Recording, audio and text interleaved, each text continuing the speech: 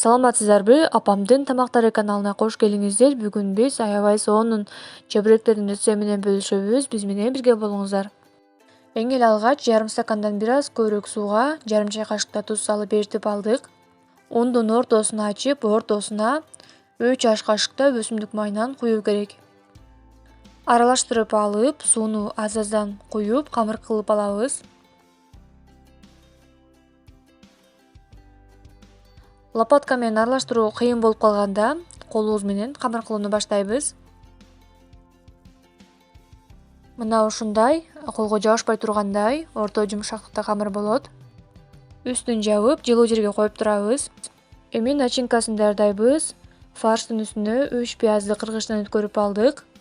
Чай кашыктай туз, ачуу калемпир, мурч, өсүмдүк майы жана сууну кошуп, жакшылап колубуз менен аралаштырып алдык. Мына биздин начинкабыз даяр.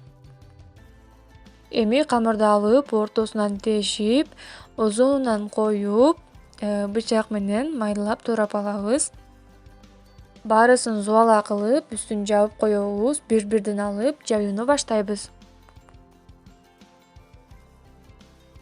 Эми камырдын үстүнө начинкасын салып, четтерин жакшы жабылуусу үчүн туздуусунан басып койдук. Мынакей жакшы жабылат.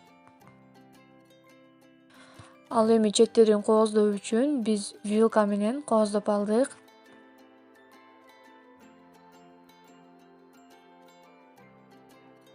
Сковородкага өсүмдүк майынан куюп, кызыганда чебиректерди бышырууну баштайбыз. Орто температурада бышырууну унутпаңыздар. Мынакей бышты алтын түскө келгенде ала бересиздер.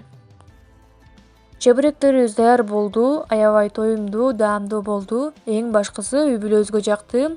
Жасап көрүңүздөр. Айсема Тургунбаева деген көрүүчүбүздүн сунушу менен жакынкы күндөрү салат чыгарабыз. Күтүңүздөр. Саламатта калыңыздар.